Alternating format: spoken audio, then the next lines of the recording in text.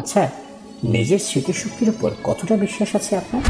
আচ্ছা, বাদ দিয়ে আপনার কথা, গণমানুষের স্মৃতিশক্তির উপর নিশ্চয়ই বিশ্বাস আছে অনেকটা। না না, ধর্মীয় কোনো বিশ্বাস না, এই গ্রহে ঘটে যাওয়া এমন সব ঘটনা যা সবাই জানে তাকে আপনি মিথ্যা হয়।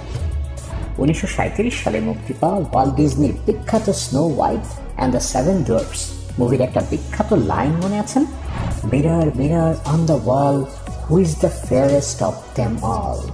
পৃথিবীর প্রায় প্রতিটা শিশু এই উক্তি শুনে বড় হয়েছে, কিন্তু যদি বলি এই উক্তিটা ভুল, স্নো হোয়াইটে আসল লাইনটা মিরর মিরর না, ছিল ম্যাজিক মিরর অন দ্য ওয়াল। নিজেই দেখুন। Magic mirror on the wall, who is the fairest one of all?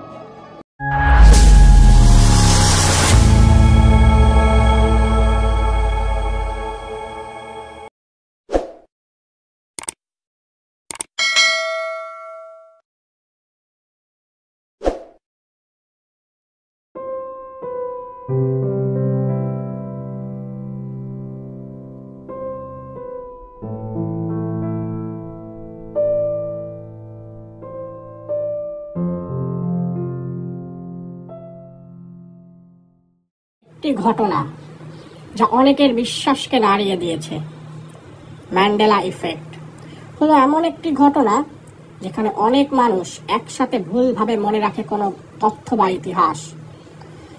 তাদের সেই ভুল স্মৃতি এতটাই শক্তিশালী, তারা বিশ্বাস করে হ্যাঁ এটাই সত্য।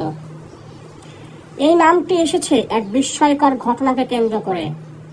অনেক মানুষ মনে করেছিল নেলসন ম্যান্ডেলা 1980-এর দশকে জেলেই মারা গিয়েছিলেন, কিন্তু ইতিহাস বলে তিনি মুক্তি পেয়েছিলেন এবং পরে দক্ষিণ আফ্রিকার প্রেসিডেন্ট হন এবং সেখানে শাসন করেন।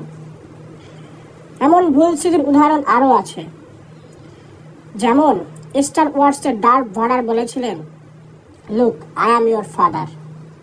আসলেই কি তাই? কিন্তু আসলে ছিল no, I am your father.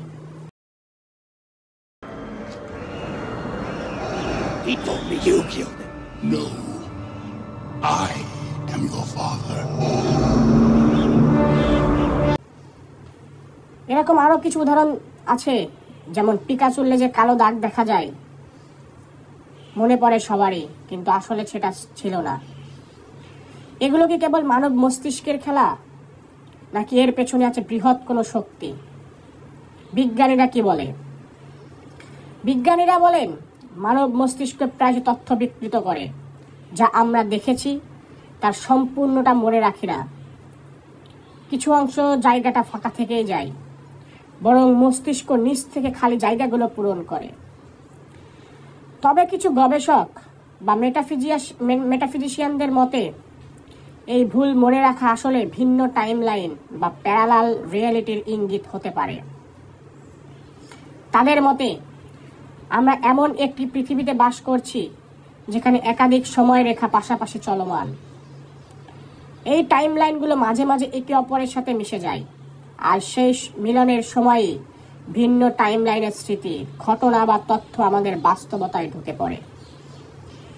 একটি উদাহরণ, দুটি ছবি কল্পনা করুন, একটু আলাদা কিন্তু একসাথে বসানো, যা আগে ছিল না। আপনি নতুন কিছু ডিটেলস দেখতে পাবেন। ঠিক তেমনই ম্যান্ডেলা ইফেক্ট হতে পারে একটি সময়ের ফাঁক দিয়ে দেখা এক ঝলক ভিন্ন বাস্তবতা। এখন প্রশ্ন আসে, কেন এমনটা হচ্ছে? অনেকে মনে করেন আমাদের পৃথিবী গায়া নিজেই একটি জীবন্ত সত্তা। বর্তমানে সে একটি শক্তিশালী রূপান্তরের মধ্য দিয়ে যাচ্ছে। এই রূপান্তরকে বলা হয় অ্যাসেনশন বা ভাইব্রেশনাল আপগ্রেড। পৃথিবীর এই পরিবর্তন বাস্তবতার ম্যাট্রিক্সকে বদলে দিচ্ছে, গায়া ম্যাট্রিক্স যেটাকে বলে আমরা জানি। ফলে একটি টাইম লাইন থেকে আরেকটির মধ্যকাল দেয়ার পাতলা হয়ে যাচ্ছে। আমাদের সম্মিলিত চেতনা, কালেকটিভ কনসিকুয়েন্স, এই পরিবর্তন আরো তীব্রভাবে অনুভব করতে পারছে। আমরা আগের চেয়ে বেশি অনুভব করছি টাইম লাইনের এই স্লিপগুলো। এটা শুধুই কল্পনা নয়, চেতনা নিজেই একটি শক্তি যা বাস্তবতা গঠনে ভূমিকা রাখে। যখন অনেক মানুষ একসাথে বিশ্বাস করে একটি ভিন্ন ইতিহাস বা স্মৃতি, তখন সেই বিশ্বাস বাস্তবতার অংশ হয়ে উঠতে পারে। এভাবেই ম্যান্ডেলা ইফেক্ট হয়ে ওঠে একটি কোয়ান্টাম ডেমনস্ট্রেশন, যা দেখায় চেতনা কেবল পর্যবেক্ষণ করে না, বাস্তবতাকে পরিবর্তনও করতে পারে। আর এটা কেন ঘটছে? প্রকৃতি বা নিয়ন্ত্রিত কোনো ঘটনা? জানা যাক। অনেকে মনে করেন কিছু উন্নত সত্তা বা বাহ্যিক শক্তি এমন টাইমলাইন শিফটকে ইচ্ছাকৃতভাবে ঘটায়। তাদের লক্ষ্য হতে পারে মানুষের চেতনায় বিভ্রান্তি সৃষ্টি করা, বিশ্বাস ও বাস্তবতার উপর নিয়ন্ত্রণ রাখা। যখন আমরা বাস্তবতাকে নিয়ে সন্দিহান হই, তখন আমাদের কম্পন শক্তি দুর্বল হয়ে যায়, যেটাকে আমরা বলি ভাইব্রেশনাল স্টেট। এই দুর্বল অবস্থায় মানুষ সহজে নিয়ন্ত্রণের শিকার হয়, যেটা আমাদের সাথেও হয়। তবে এই ভয়ের বিষয় নয়।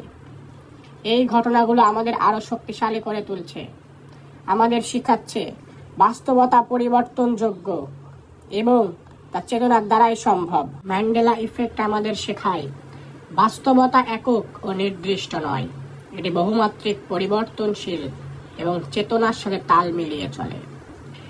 আপনি যদি এমন কিছু মনে রাখেন যা অন্য সবাই ভুল বলছে, তবে ভয় পাবেন না।